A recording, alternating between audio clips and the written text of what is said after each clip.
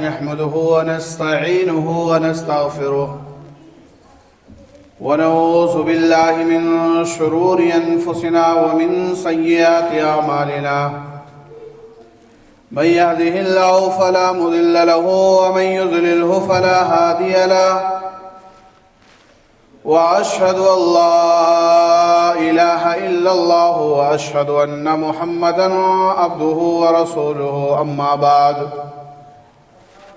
فإن خير الحديث كتاب الله وخير الهدي هدي محمد صلى الله عليه وسلم وشر الأمور محدثاتها وكل محدثة بدعة وكل بدعة ضلالة وكل ضلالة في النار. أعوذ بالله من السميع العليم من الشيطان الرجيم. بسم الله الرحمن الرحيم. يا أيها الذين آمنوا اتقوا الله حق تقاته ولا تموتن إلا وأنتم مسلمون. يا أيها الناس اتقوا ربكم الذي خلقكم من نفس واحدة وخلق منها زوجها وبث منهما رجالا كثيرا ونساء واتقوا الله الذي تساءلون به والأرحام إن الله كان عليكم رقيبا. يا أيها الذين آمنوا اتقوا الله وقولوا قولا سديدا يصلح لكم أعمالكم ويغفر لكم ذنوبكم ومن يطع الله ورسوله فقد فاز فوزا عظيما. وقال الله تبارك وتعالى في مقام آخر كل نفس ذائقة الموت وإنما توفون أجوركم يوم القيامة فمن زحزح عن النار وأدخل الجنة فقد فاز وما الحياة الدنيا إلا متاع الغرور. محترم حضرات، حاضرین جمعہ، بزرگوں، دوستوں، پیارے بچوں،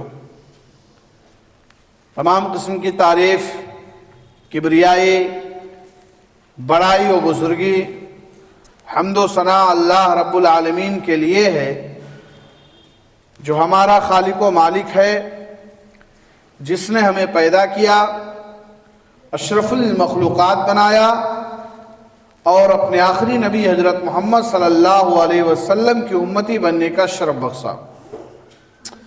محترم حضرات، میں نے سورہ آل عمران کی ایک آیت کریمہ حضرات کے سامنے تلاوت کی ہے، جس میں اللہ رب العالمین نے ارشاد فرمایا کل نفس ذائقۃ الموت، ہر نفس کو، ہر جاندار کو موت کا مزہ چکھنا ہے. وَإِنَّمَا تُوَفَّوْنَ أُجُورَكُمْ يَوْمَ الْقِيَامَةِ، اور پھر قیامت کے دن ہمیں پورا بدلہ دیا جائے گا.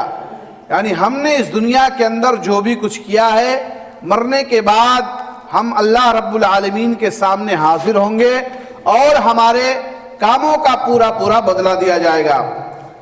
فَمَنْ زُحْزِحَ عَنِ النَّارِ وَأُدْخِلَ الْجَنَّةَ فَقَدْ فَازَ، جو شخص جہنم سے بچ جائے اور جنت کے اندر داخل کر دیا جائے وہ شخص کامیاب ہے.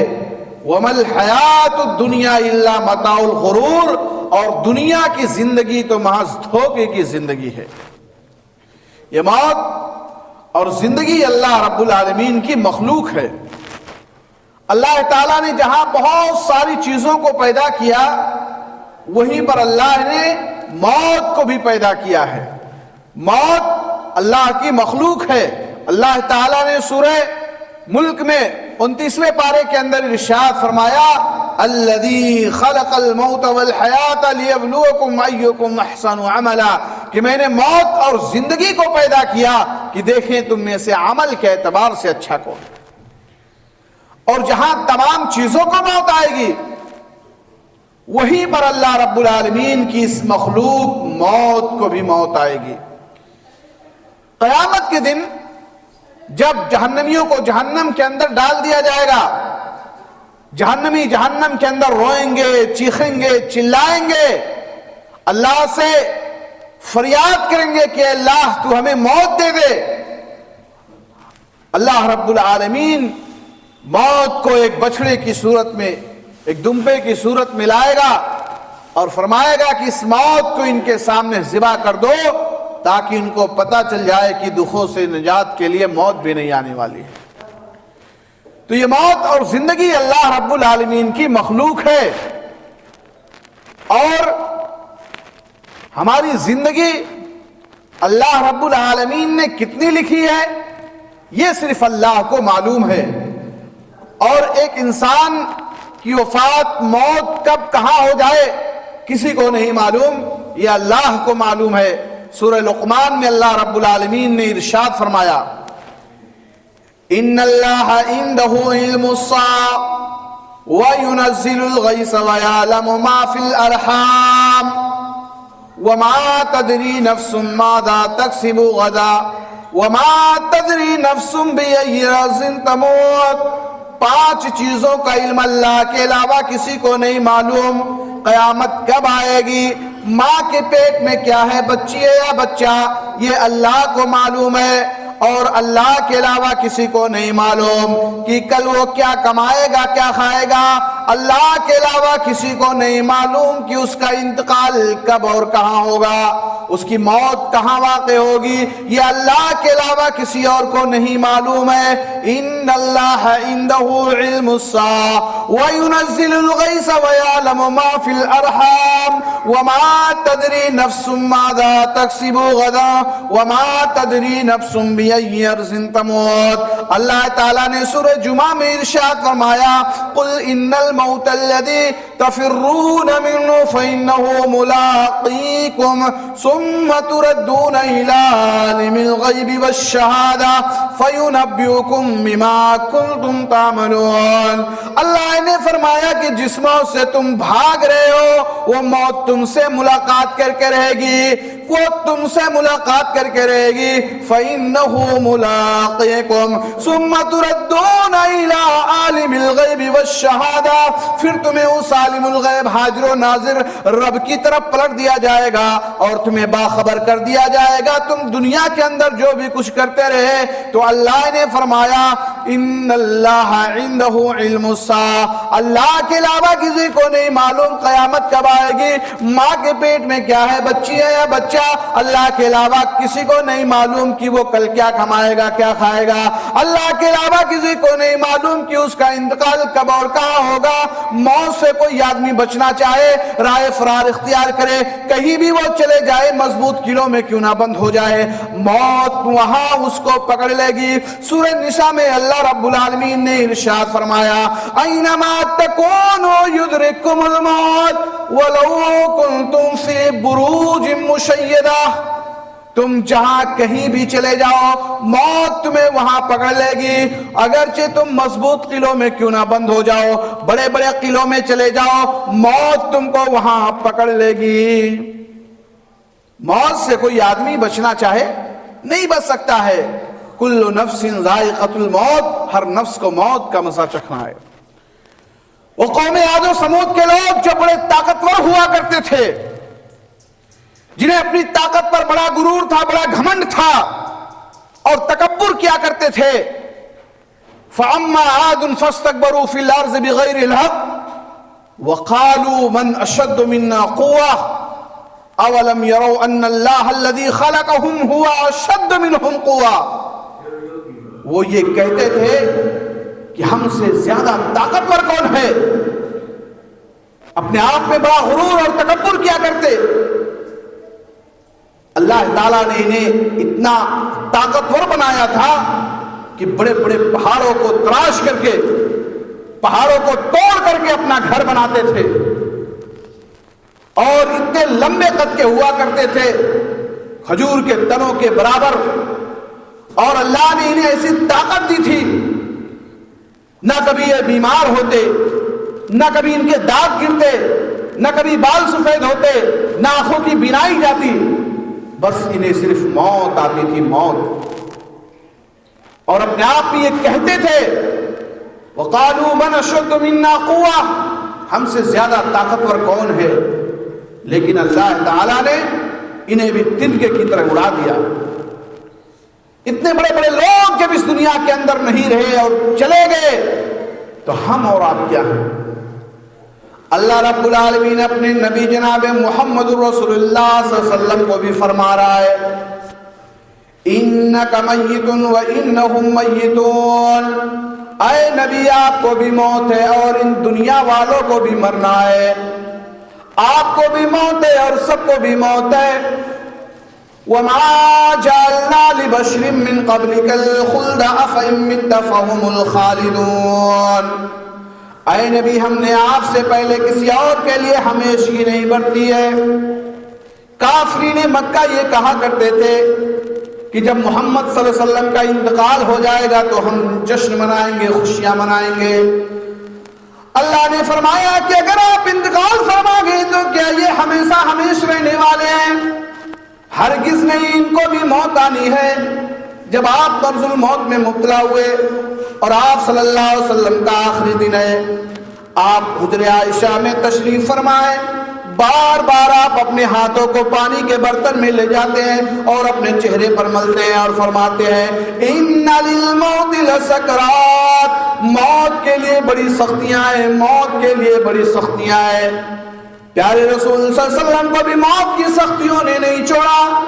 اللہ رب العالمین ارشاد فرماتا ہے فَلَوْلَا إِذَا بَلَغَتِ الْحُلْقُومَ، جب روح نرخرے تک پہنچ جائے گی، وَأَنْتُمْ حِينَئِذٍ تَنْظُرُونَ، تم اس وقت دیکھتے رہ جاؤ گے یہ ہمارے رشتہ دار، یہ بھائی، یہ قریبی، یہ پڑوسی، یہ ماں باپ، یہ اعزا و اقارب، یہ رشتہ دار، یہ دوست، کوئی کسی کے کام نہیں آنے والا ہے۔ انتقال ہونے کے بعد پھر آپ کو لے جا کر کے قبر کے اندر دفن کر دیا جائے گا۔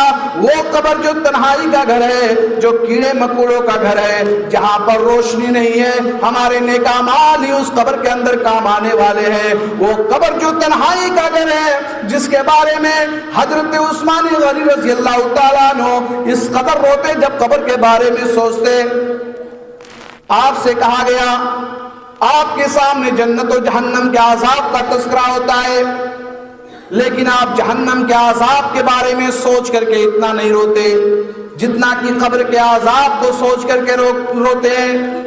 تو حضرت عثمان غنی رضی اللہ تعالیٰ عنہ فرماتے ہیں اس لیے کہ قبر آخرت کی منزلوں میں سے پہلی منزل ہے، اگر یہ آسانی کے ساتھ طے ہو گئی تو ان کے بعد آنے والی منزلیں بھی بڑی آسان ہوگی۔ میرے بھائیوں، میرے دوستوں، یہ کون ہیں؟ یہ داماد رسول ہیں، یہ جناب محمد الرسول اللہ صلی اللہ علیہ وسلم کی زبان سے جنت کی بشارتیں پانے والے ہیں، اور ایک نہیں کئی مرتبہ اللہ کے نبی نے انہیں جنت کی بشارتیں دی ہیں۔ بلکہ حضرت عثمان غنی کے بارے میں اللہ کے نبی نے فرمایا اگر عثمان غنی رضی اللہ تعالیٰ عنہ آج کے بعد کوئی نیکی کا کام نہ کرے رب تب بھی انہیں جنت فرما کے چھوڑے گا۔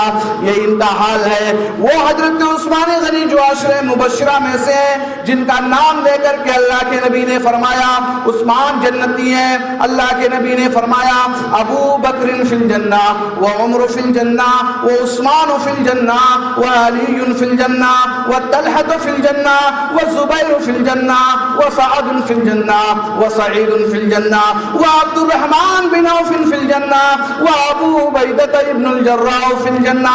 یہ 10 صحابہ اکرام ہیں جنہیں عشرہ مبشرہ کہا جاتا ہے۔ اللہ کے نبی نے جنت کا نام لے کر ان کا نام لے کر کے جنت کی بشارتیں دی ہے۔ یہ حضرت عثمان غنی کا یہ عالم ہے کہ جب کسی قبر کے پاس کھڑے ہوتے تو اس قدر روتے کہ آپ کی آنسوؤں سے آپ کی داڑھیاں مبارک تر ہو جایا کرتی تھی۔ کبھی ہم نے سوچا ہے، کبھی ہم نے اپنی موت کے لیے اور اپنی آخرت اور قبر اور جنت و جہنم کے بارے میں سوچا؟ نہیں میرے بھائیوں، ایک سال گزر گیا، نئے سال کا تو ہم نے جشن منا لیا، خوشیاں منا لی، لیکن کبھی ہم نے اپنے نفس کا محاسبہ نہیں کیا۔ کبھی ہم نے نہیں سوچا کہ ہم نے ایک سال کی جو زندگی گزاری ہے اللہ کی نافرمانی میں گزاری ہے یا اللہ کی اطاعت اور فرما برداری میں گزاری ہے۔ ہر انسان کو اپنے نفس کا محاسبہ کرنا چاہیے۔ تو اللہ تعالیٰ نے فرمایا کل نفس ذائقۃ الموت، ہر نفس کو موت کا مزہ چکھنا ہے۔ پھر آگے اللہ نے فرمایا وَإِنَّمَا تُوَفَّوْنَ أُجُورَكُمْ يَوْمَ الْقِيَامَةِ، اور قیامت کے دن ہمیں پورا پورا بدلہ دیا جائے گا ہم نے اس دنیا کے اندر جو بھی کچھ کیا ہے۔ فَمَن يَعْمَلْ مِثْقَالَ ذَرَّةٍ خَيْرًا يَرَهُ وَمَن يَعْمَلْ مِثْقَالَ ذَرَّةٍ شَرًّا يَرَهُ، اگر ہم نے رائی کے دانے کے برابر کوئی نیک کام کیا ہے، کوئی اچھا کام کیا ہے تو اسے بھی ہم قیامت کے دن دیکھ لیں گے، اور اگر ہم نے رائی کے دانے کے برابر کوئی برا کام کیا ہے تو قیامت کے دن اسے بھی دکھلا دیا جائے گا۔ کوئی آدمی یہ نہ سمجھے کہ اس دنیا میں اللہ نے ہمیں یوں ہی بیکار پیدا کر دیا ہے اور ایک زندگی ہم گزار کر کے قبروں کے اندر چلے جائیں گے، مر جائیں گے، ہماری ہڈیاں زمین کے اندر سڑگل جائیں گی، قیامت کے دن ہمیں اٹھایا نہیں جائے گا۔ اللہ نے ہمیں یوں ہی بیکار پیدا کر دیا ہے۔ وَقَالُوا أَإِذَا زَلَلْنَا فِي الْأَرْضِ أَإِنَّا لَفِي خَلْقٍ جَدِيدٍ، یہ کہتے ہیں کہ کیا ہمیں دوبارہ اللہ رب العالمین اٹھائے گا جب ہماری ہڈیاں زمین کے اندر سڑگل جائیں گے۔ أَفَحَسِبْتُمْ أَنَّمَا خَلَقْنَاكُمْ عَبَثًا وَأَنَّكُمْ إِلَيْنَا لَا تُرْجَعُونَ، اے میرے بندو کیا تم یہ گمان کرتے ہو، کیا تم یہ سوچتے ہو کہ تمہیں یہاں زمین پر دنیا میں بیکار پیدا کر دیا گیا ہے اور تمہیں لوٹ کر کے ہماری طرف نہیں آنا ہے؟ اگر کوئی آدمی یہ سوچ رہا ہے برسا برس سے کروڑوں سال سے یہ دنیا قائم ہے اور کتنے لوگ آئے اور ان کے وہ زمین کے اندر چلے گئے، ان کی ہڈیاں گل چکی ہیں، سڑ چکی ہیں، وہ بوسیدہ ہو چکی ہیں، اب ان کا نام و نشان نہیں ہے، ان کا کہیں پتہ نہیں ہے، پھر اللہ انہیں کیسے اٹھائے گا، اللہ انہیں کیسے زندہ کرے گا؟ اَيَحْسَبُ الْإِنسَانُ أَن لَّن نَّجْمَعَ عِظَامَهُ، اے میرے بندو کیا تم یہ سوچتے ہو کہ ہم تمہاری ہڈیوں کو جمع نہیں کریں گے؟ بلا قادرین علی ان نسوی بنانا، کیوں نہیں، ہم تو ہڈیوں کی بات تو بہت دور کی بات ہے، ہم تو تمہاری انگلیوں کے پور کو بھی درست کرنے پر قادر ہیں۔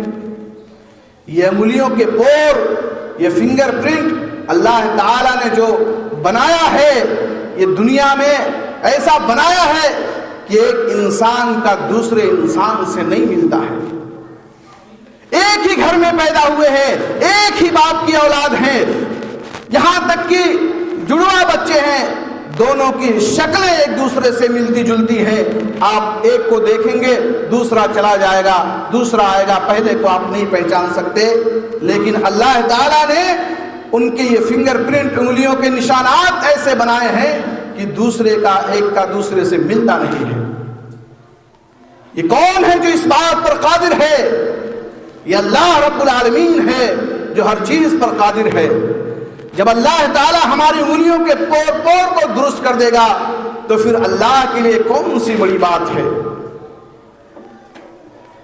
الذين يذكرون الله قياما وقعودا وعلى جنوبهم ويتفكرون في خلق السماوات والارض، اللہ تبارک و تعالیٰ نے ارشاد فرمایا جو اللہ کا ذکر کھڑے بیٹھے لیٹے ہر حال میں اللہ کا ذکر کرتے ہیں، اللہ کو یاد کرتے ہیں اور زمین و آسمان کی پیدائش میں غور و فکر کرتے ہیں، وَيَتَفَكَّرُونَ فِي خَلْقِ السَّمَاوَاتِ وَالْأَرْضِ، زمین اور آسمان کی پیدائش میں، تخلیق میں غور و فکر کرتے ہیں کہ اللہ نے زمین بنایا، آسمان بنائی ہے۔ وَيَتَفَكَّرُونَ فِي خَلْقِ السَّمَاوَاتِ وَالْأَرْضِ